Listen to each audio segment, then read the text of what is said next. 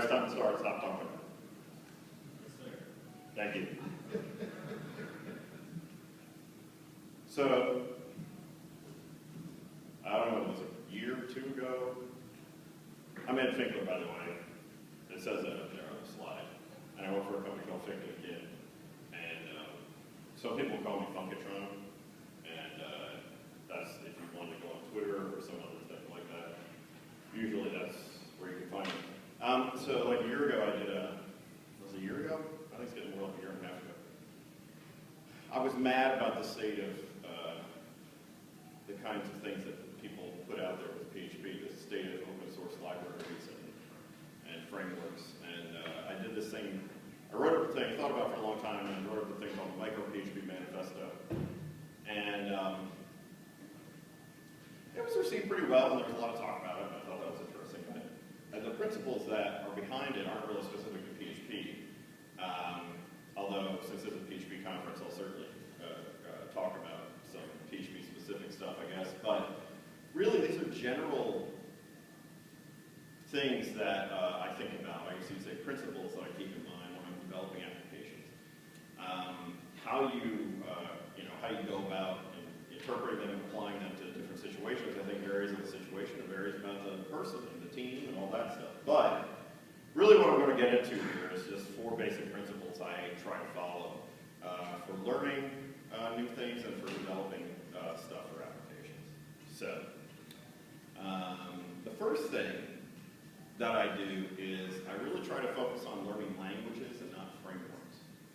This, now, I'd say, most of the folks in here, would you call yourselves, you have a fair bit of PHP experience, maybe doing it for a few years. Are there any folks who are like, yeah, I'm really new to PHP and I haven't messed around with it so far? Anybody here? Okay, so most of you are pretty comfortable with that stuff. I'm curious how many of you maybe started out, rather than say learning what I call like pure PHP, like start out by learning a framework, something like Cake, Zen Framework, Symphony, or something like that, and that was really your introduction. Did anybody here do that? Well, I'm glad you didn't, because it's a terrible idea. It's more common, I'd say, the place where I see it the most, and the thing that bugs me the most about it, is probably I see it a lot in the Ruby community, and I guess really I'd say in the Rails community. And I see a lot of folks who aren't developers, and I see courses that people pay thousands of dollars to learn how to program, and they teach them how to program and how to code by introducing them to Rails and building stuff in Rails. And I don't think that's necessarily a bad way to get to a productive level, and I think there's some value in that. The concern I have is that I think that they're not learning, how to really be a developer and how to code on a basic level. To get into it, I like PHP and I like Python and I like JavaScript, and those are the 3 main languages I work in. And I like making things with those things. I like making stuff with PHP and Python and JavaScript. But I would not say that I'm a jQuery developer, or I say a backbone developer. And I would not say that I'm a Symphony developer, God forbid. And I would also say that I am not, say a Slim developer, which is the framework that I tend to use the most in PHP.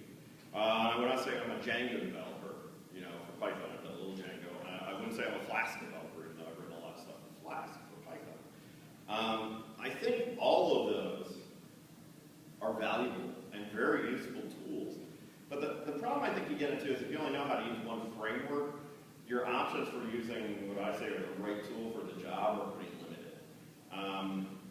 And so if all I know are those tools, like all I really know is, I got introduced via, say, doing development via Symphony, or via development via Django, your options really get limited, particularly if flexibility and performance are major concerns. We've run into that a lot, I think, with Ken, with trying to make things performance on large full-stack frameworks.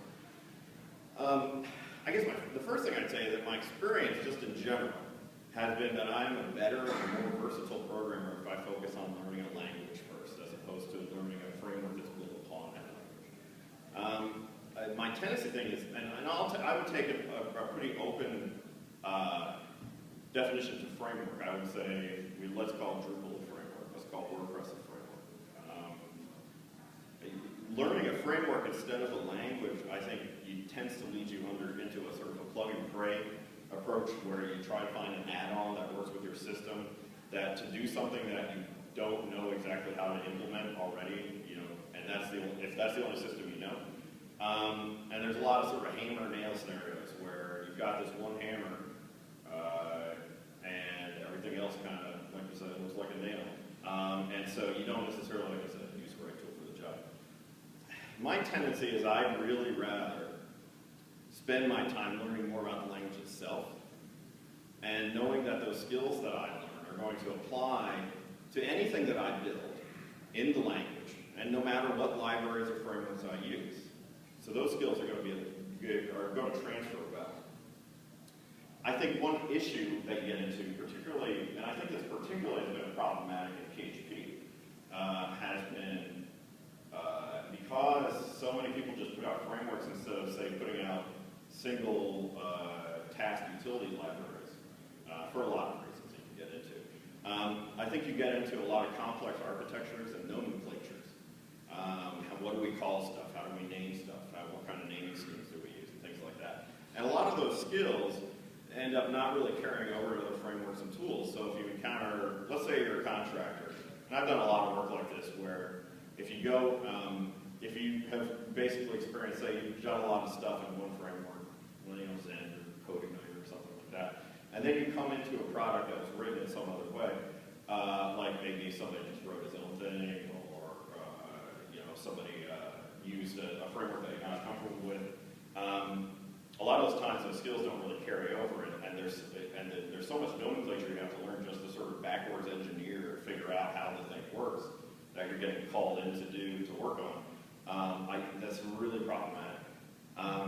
So with all that stuff, I think that complexity can be really problematic, and I think that initial complexity is a real problem, especially when we're ramping up on stuff. And getting other folks on the team ramping up to a project. And I think it kind of locks you into that thing. So I think the second thing I try to focus on principle-wise is to really focus on, really attempt to emphasize building small things. And small stuff is good, and it's easier to understand small pieces of code or modules or whatever. And it's harder to screw it up. I know because I screw up lots of stuff all the time. And the more complex, the more involved, the more stuff that a module is doing, it is a lot easier to make a mistake. I really feel strongly about building small things with simple purposes. And in that sense, if you're thinking about, as you say, you're busted out a class that's going to do some kind of, you're going to do some actions for your application. I really feel strongly about not trying to make a single module or a piece of code do too much. It should focus on one task, or it should focus on a very closely related set of tasks. And if you start kind of getting out of that space, then that's probably time to break that off into something else. Take those tasks and group them separately out. I really believe in taking those self-contained pieces to solve single problems, and then you use them and network them together one way or another, and work together to solve these larger problems. So each piece of your code needs to work together with those other pieces, and it'll accomplish these larger things that your application is trying to do. The advantages that I see here primarily are that fixing bugs is a lot easier, because you can look at an individual piece and it's a lot easier to see what's going on. And I think that's really appealing. I also think that verifying your code, including automated testing of some kind, whether it's unit testing or what they call functional testing and things like that, a lot of that stuff becomes a lot easier because you've written small pieces of code that are designed to be interchangeable. Don't necessarily, what we talked about in the composer talk, if you're here, that will decouple from one another, things of that nature. Verifying your code becomes a lot easier if you do that. So, in general, I really feel strongly that if you have less code, it is better than having more code. I think it's really important to manage less code. I want less code because I want to manage less code. I think that larger code bases get harder to manage. Searching through them takes longer. Navigating through complex file structures takes longer. Just trying to figure out where is this file? You know, it gets out of hand. Tracing execution through dozens of files is really hard. I find that really problematic. How many of you use, like, say, step debuggers when you're debugging PHP? Use what? A step debugger? Like a thing where you can set a breakpoint and then gradually step by step go through code. So a few of you. I would say that that is one of the best tools to figure out a bug that you've got, because you can go through and dig through how something's executing and just step through it and see, okay, so this line, this line, this line. And particularly with larger code bases, I found that you really need to go through that. And what you'll find is that something might be jumping from file to file to file to file to file to file. And, you know, I've backwards, I've had to learn a lot of existing code bases and figure out how they work. And step debuggers are really good for that. And the other thing I've learned is that it is incredibly hard to figure out, you know, what file is doing what until you actually go through and trace through all that stuff. So if you're just like printing stuff out at various places and trying to figure out how it works, that's really, really hard. But the better you can do to try to avoid that, it's easier for anybody who's coming into a project, particularly if somebody new is coming onto your team. I just find that even just if you're just talking about the length of, say, a piece of code, keeping it all straight in your brain gets really challenging, and this varies from person to person. Some people have a better ability to keep track of, well, yeah, this part communicates with this part, this communicates with this part, this is how that works, and I'm not as good as some people at it. But it gets challenging to keep all that stuff straight, and I often find myself having to use tools to, for one way or another, eliminate things, you know, compress stuff down, so that I can just view this one piece and kind of, it becomes easy for me to work with. I think that bigger libraries and that longer code overflows is, you know, some people talk about having kind of a brain buffer. It's like that you can kind of keep track of a certain amount of stuff and keep it in your head and feel like you sort of have a grasp on that. And once it starts going more than, it goes beyond that, it becomes hard to really keep all that, keep track of all that. And like I said, that varies from person to person. But I think it's easy to sort of overflow that brain buffer. And I think that longer code and bigger libraries have a tendency to do that. There's just way more stuff to keep track of. I've read some, you know, coding standards where people talk about having that file itself, piece of code, separated files, unwieldy if it's over 200 lines of code. Now, practically speaking, I've written a ton of stuff that's way over 200 lines of code. But I'll tell you what, even code that I wrote that was like that, I often found myself having to use things like code folding or stuff like that, so I can actually focus on a single piece and not get distracted. Even things like visual noise really tends to throw me off, just because there's so much stuff going on. The other thing is that you're not just managing that code, but you're supporting that code. If your application is using it, that means you have to support it. And it's your responsibility to support it. Every single line of code. And that includes, like, if you're using both in the previous talk, and you saw how Guzzle brings in, like, some event library from, like, I don't know, it's a Silas thing or something like that. Well, that means now you have to be responsible for that library too. Because you're the one who chose to bring that into your code base. So if there are any bugs in there, if there are any security vulnerabilities in there, or anything like that, that's on you. You're the one who brought that in. So you have to be very careful about the code that you bring in, and what are the pluses and minuses to that. Sometimes the pluses outweigh the minuses. Sometimes your upside is so good that it is worth taking on the technical debt of code that you didn't write, you're not familiar with, and you didn't have time to really vet. But you better be on top of it, because if you're not, you can get screwed really hard. I'm thinking about situations, and I'll probably talk a little bit more about this, but I was thinking about situations that happen with WordPress. How many folks here just work with WordPress at all, have built stuff on WordPress, maybe installed some themes even, something like that? Okay, so there was a library, there was a PHP file that had some code in it.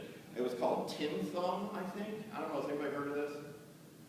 So a couple of years ago, Tim Thumb it was really popular and got embedded into tons of WordPress themes and plugins because it was a way to automatically generate thumbnails on the server. And that's a pretty common thing that you might want to do because it's hard for users to be like, well, I'm going to generate, like if you tell a non-technical user, well, you have to generate first a 150 by 200 image, and then you have to upload the big image, and then you have to link the little image to the big image.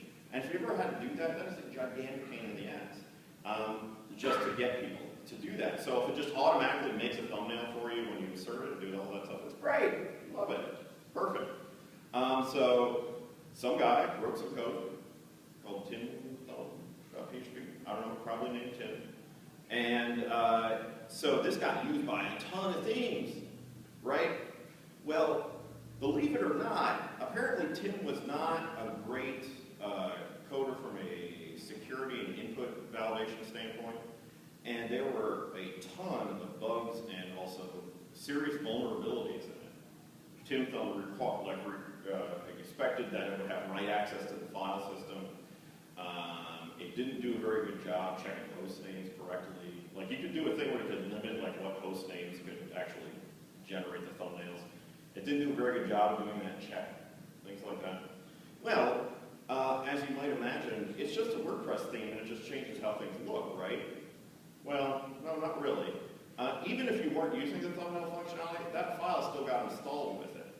And it turned out there was a zero-day exploit that actually got exploited quite a bit by thousands of WordPress installs to install things like rootkits and stuff like that on people's systems. Every single person who installed that theme, how many do we think actually vetted that code? How many checked that? Or just assumed, oh yeah, it's all okay. Well, obviously not many because it was installed all over the place. Nobody checked that stuff. But that was a dependency that theme decided it should include because, maybe they want to do thumbnails. And the people who developed the theme didn't check that stuff. They didn't vet that code. People distributing themes didn't vet that code. And it worries me, like WordPress is an awesome tool, but it worries me when I see it comes with like 40 different themes pre-installed that you can switch through. So that means that, which ones might have something in there that's, say, some functionality that's embedded that I don't understand. And I'm not really sure if that's going to be an exploit or not. And if you've installed, say, WordPress themes and stuff like that, how many of you are subscribed to, say, WordPress security lists? Okay, so one of you guys. And that's just like the main core WordPress stuff. I don't even know if Tim ever bothered to make a security list to announce, stuff or updates that went out to his thing, because honestly, most of those folks don't. So you better be damn sure that thing's working before you put it in your application. You better be sure of every single line of code that it touches. Because if you're not, whose fault is it? If you're getting paid for this job, what do you think you're going to say? Well, Tim didn't know what he was doing, so that's why your server got rootkitted. Well, whose fault is that? You're the one who chose to bring that stuff onto the server. And I think when to get off of the security tangent for a bit, I think if you think about the amount of code that you've got, the amount of stuff to deal with, I think just imagine explaining how your code works to another developer who's never seen it before. How long would that take? How much time would it take to ramp them up? How hard would it be? How many of us have time to just sit outside and be like, yeah, I'm going to take a week or 2 weeks to get, our new developer up to speed on our code. I'm just going to take time off. I'm not going to be writing any code. I'm just going to be getting him up to speed, or her up to speed. What is that, do we have time to do that? Most of the time, I've had to do that a few times, and I've never had time to set aside that amount of time. I think keeping that in mind, particularly the idea that this code is probably going to is likely going to outlast the length of time I'm here.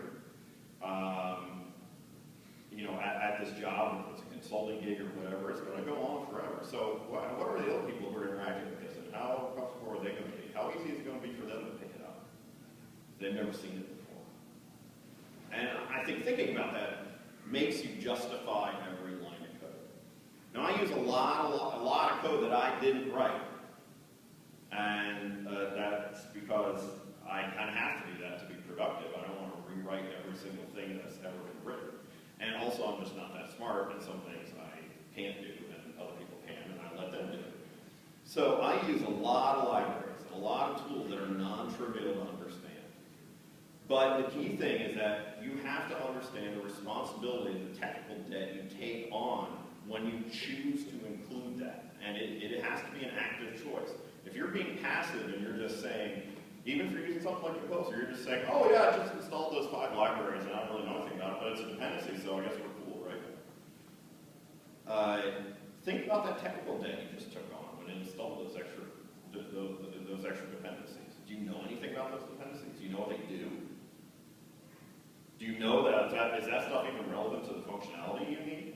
If it's not, maybe that's not the library you wanted to install. Maybe it's got a bunch of extra crap in there that you're going to have to be responsible for managing, but you aren't actually getting much use out of it. Every line of code in your application matters, whether you wrote it or not, so you have to treat it as such. And the fourth thing is you're creating and using simple, readable code. I want code that is easy to understand, because understanding things quickly means getting stuff done faster. Your time to productivity is shortened, and your time to fix bugs is shortened. You don't need to be a certified developer, I think.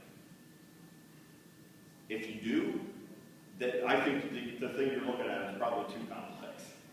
You need smart, adaptive people who love learning and building things. And they're going to be able to get in there and be productive a lot faster if you focus on making code that's easy to understand.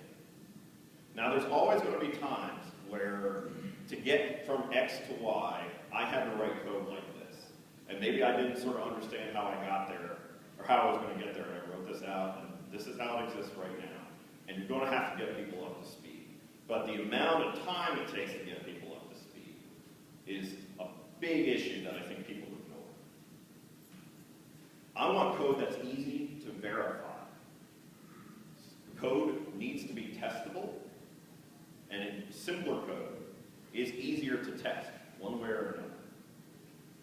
It's also, frankly, easier to just see what's going on and often identify bugs. Like, are you sure you want to do that in this case?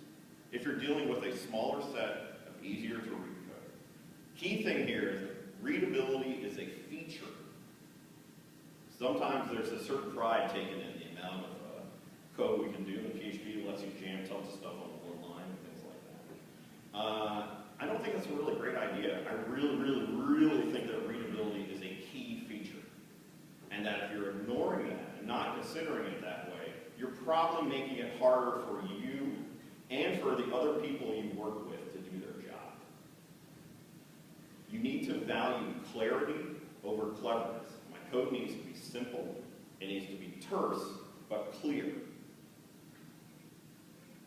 I think I said this before, I'll say it again. Consider how quickly another developer will be able to understand it at first glance. Is it clear what's going on? Is the logic clear? Is what this statement does, is that obvious? And that gets into a lot of things. It gets into how do I name stuff? How do I format stuff? Things of that nature. For example, I tend to avoid using the ternary operator because I always have problems looking at it and understanding immediately what it does.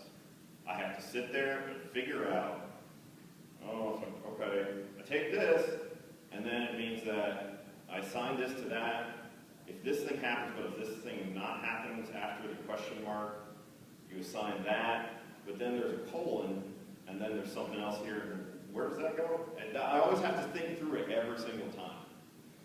I think the ternary operator is one of those things that it lets you write stuff, but it only is advantageous to the person who's writing the code right at that point. Because, 3 years down the road, if they have to come back to that code base, or in my case, usually about a month after, I've forgotten how it works, and I have to rethink about it again. That doesn't mean never use a ternary operator. But what it means is I tend to be very careful about it, and I would rather write something that was explicit and it showed the logic better. So I tend to go to simple if-else control structures for that reason, because I think it's far more explicit. And I think being explicit is a really good idea. Being terse without being explicit is not valuable. Then you have a problem. I said it earlier, will I be able to understand this code when I come back in 2 months? That happens to me all the time. I wrote out something that was fairly complex, and I have a reason for doing it a certain way, but I can't remember why. Shit, so now I have to relearn my code. It helps to write documentation for sure. And a lot of times that documentation is really not for anybody else, but it's for me to remember what I did. Just explaining the algorithm and stuff like that. But just in general, the less time wasted trying to figure out how things work, the more time there is for getting stuff done. And, time is the resource that we have that is so limited. So if you can spend less time trying to figure out why this dude named everything A and A1 and A2 and A3, and more time figuring out, okay, I'm going to take this and I'm just going to add this functionality onto it, that's way better.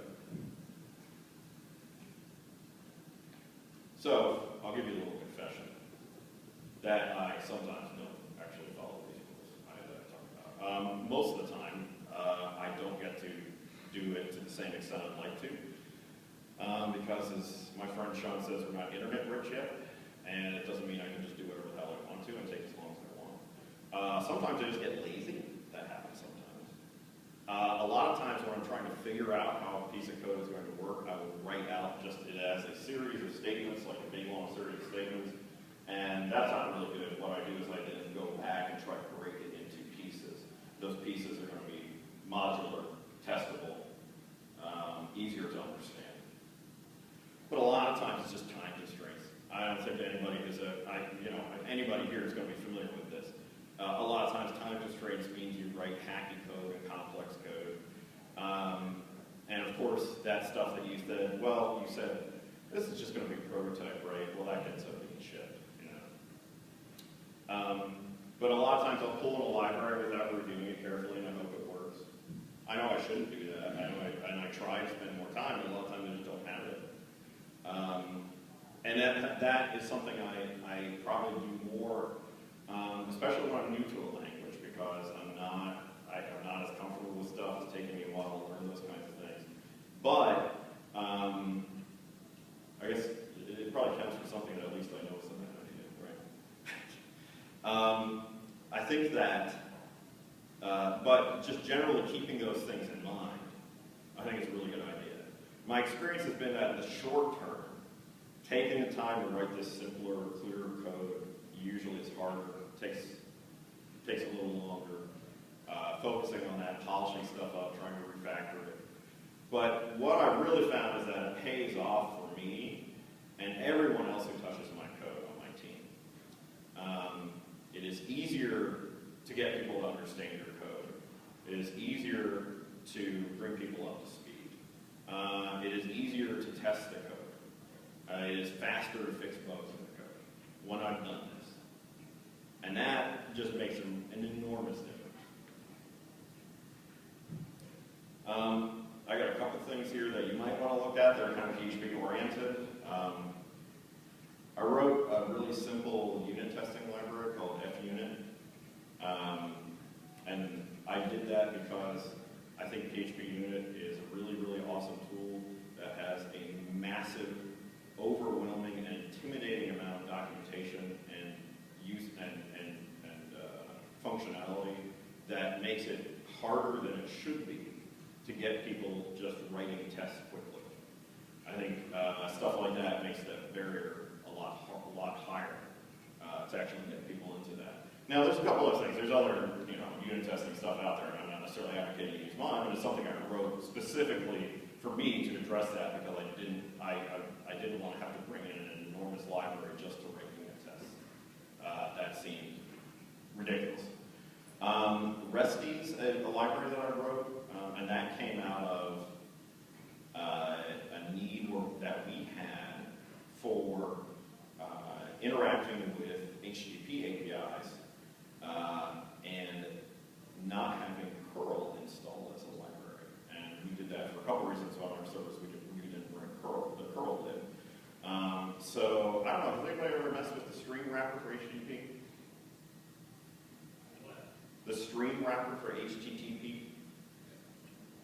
Yeah, it works, but it is an atrocious API if you're wanting to do HTTP stuff. It really doesn't. It's crazy. So I wrote a wrapper around it that gave it a somewhat reasonable API and sort of tried to simplify things so it was pretty easy to make interactive calls with HTTP APIs. And I wrote that myself as opposed to taking other things out there because at the time, at least, there wasn't anything that wasn't either, that one, didn't require curl, or two, wasn't so large and brought in so many dependencies that I was not comfortable with it. And I felt like this shouldn't be that hard. It shouldn't, libraries don't have to include every single piece of functionality that anybody might ever use. They just need to do the things that you need them to do. And I didn't find a nice simple thing that pretty much just did the stuff I needed and didn't have a bunch of sort of edge case scenarios. So I wrote something myself. Again, you might find it useful, you may not find it useful, but you might want to check it out to kind of talk about this idea of how it would be applied to PHP. And then in general, I have this site called microphp.org that every once in a while I add stuff to that, libraries or frameworks or things like that I think kind of fit into that concept in PHP land.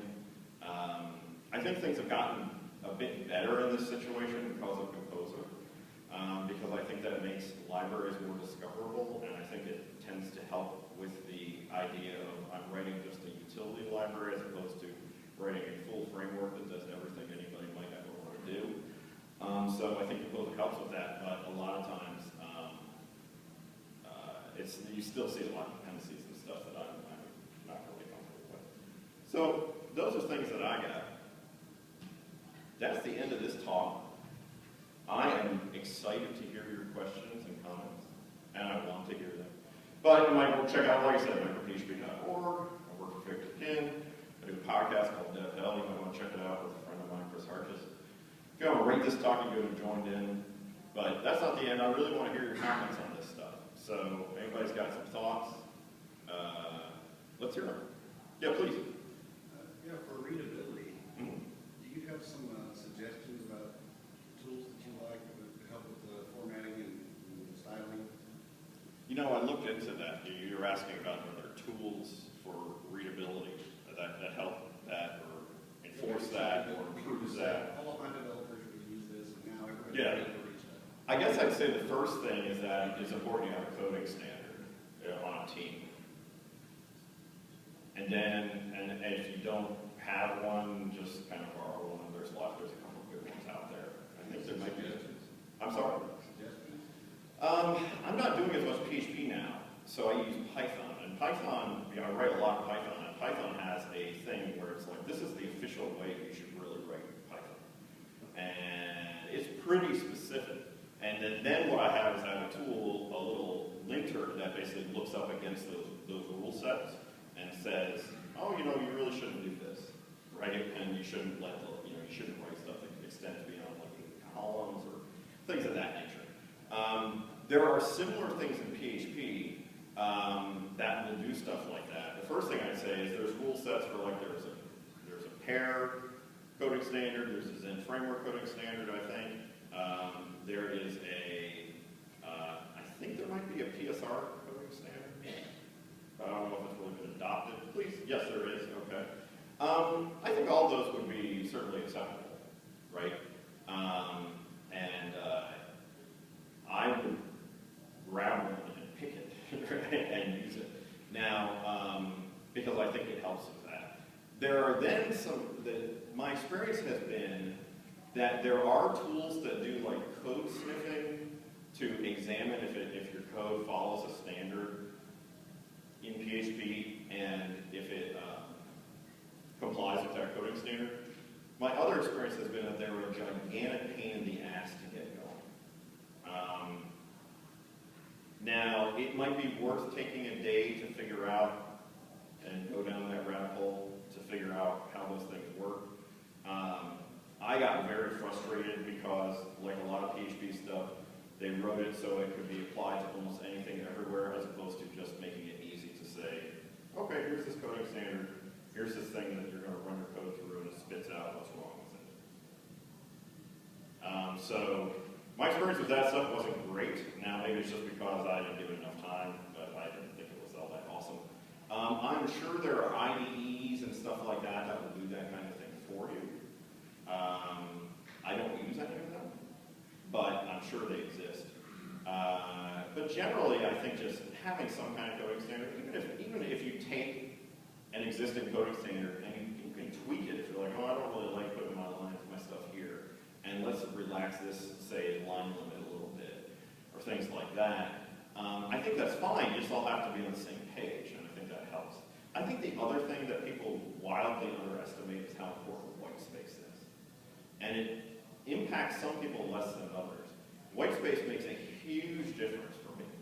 And I think it's really important that you use extra new lines and stuff like that to separate out little chunks of code to make it more readable.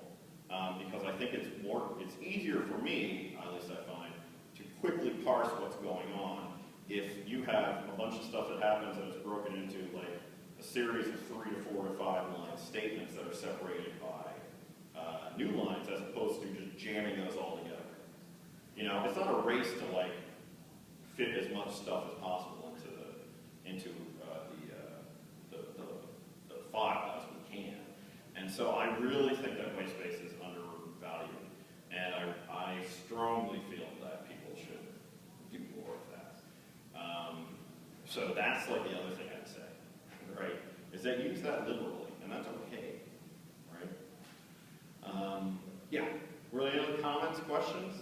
I'd like to hear. Yeah, please go ahead. Yeah, I have an observation and a question. Yeah. Is that this sounds a lot like The Art of Unix Programming, if you've ever read that book. Mm-hmm. Small, simple things that do one thing well that you can then pull together to make them do more complex things. The second thing is it possible to overdo it to a certain extent? Yeah. We've developed a set of PHP bindings for OpenStack cloud services, and we've gone through a number of refactorings and actually simplified the code a bit. And we've actually been kicking around the idea of essentially stripping out all of the service differences into configuration files. So that we now have a central service reads config file, now knows how to handle the HTTP stuff back and forth. My fear is that we're just moving the complexity out of the code where it's simple and readable into a set of configuration files where you're not actually solving anything. You just moved it to a different place where now the code no longer is readable. Right. So it's a hard thing because I think you have to apply it on every single situation. And with that, obviously, without knowing your code base, it's really hard for me to make a judgment on that. But what I say is, I think that's a valid point. I think the things you have to consider are, is it more like how quickly, if I need to make changes, or I need to say, in your situation, it sounds like maybe, well, I might need to write a new interface to interface with a different system, right? How easy is it for me to do that, first off? And is it easier for me to do that in code versus doing that in a configuration file? Now, there might be, the other side is there might be some other upside you get, instead of just pure readability or things like that you get for doing it in a config file instead of code. That's the other thing you have to consider. So you're always balancing that stuff, but just moving complexity around is a concern. The key thing, though, I think, is you want to structure it so that, yeah, I can build that kind of stuff quickly. If it's like suddenly a 400-line configuration file and you've essentially written a custom DSL, then that seems problematic to me too. And the other thing with that, it's going to be harder to bring people in who understand that right away. Because if they're reading it and say it's written in PHP, there's a much better chance they're going to be able to get what's going on if it's written in PHP, as opposed to, I now have to learn this proprietary syntax that we wrote for this config file, and all its parsed this way and stuff like that. You know, that's a big consideration. So there should be a really big advantage if you're going to do that. There should be some strong advantage for you going down that route of like, we've got to make some really complex config files. Because a lot of times I think it's easier just to solve stuff in code. And if your code is complex and it doesn't get huge and it's not unwieldy and it's relatively easy to manage, then just solve it in code, right? So I can't speak to your particular point, but those are the kind of things I consider. My history is that you think of this as simple and elegant, it looks simple and elegant, but over time you end up with vastly more complexity there, and it doesn't actually solve anything. So yes.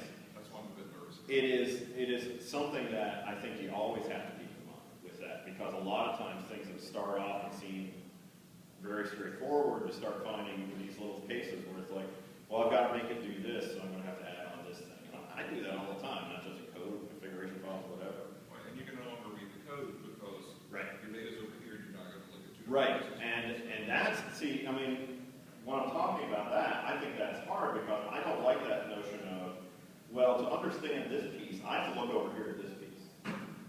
And now I've got two things I have to balance in my brain, right?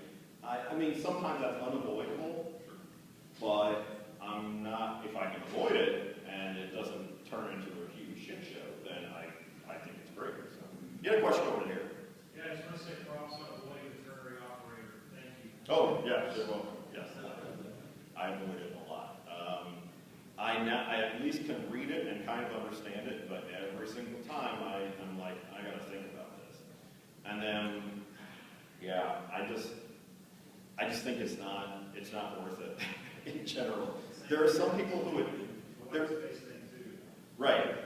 There are some people, like I say with ternary, I think it's dependent on what you get used to, one. And some people just grok like, you know, little single, like kind of weird single character operators like that better than I do. And that's fine for them. I think though that would probably fall not under I think that's not in a pretty decent common denominator you want to hit. I don't think you all want to shoot for a lowest common denominator, and like, I think that's hard, but I think there is a better center than the meaty center that you can hit that more people are going to understand. So that it works for people who are cool with that kind of stuff, but it also works for people who have more trouble with that. And yeah, the white space thing is the same way. I think there are people who are better at scanning things and can pick stuff apart faster. I like that white space because it does a bunch of that work for me. But it's the same kind of thing. I mean, I'm curious, how many of you write any code, I'm not saying any code, but most of your code without any syntax highlighting? Okay, so one of you is freak in the back. Not at all. I am impressed because I've run into a couple people who's like, why does that stuff matter? The reason why it has syntax coloring and highlighting and stuff like that is because it is visually easier to pick it apart. And that is the exact same thing white spaces do. It's because this piece is blue and this piece is green, I can differentiate between those much better than if they're both black. That's why you do it.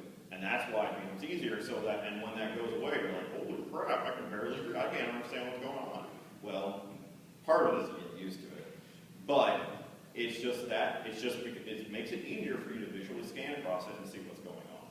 And so, like I said, I think white space does the same thing. So, are there any other questions or comments?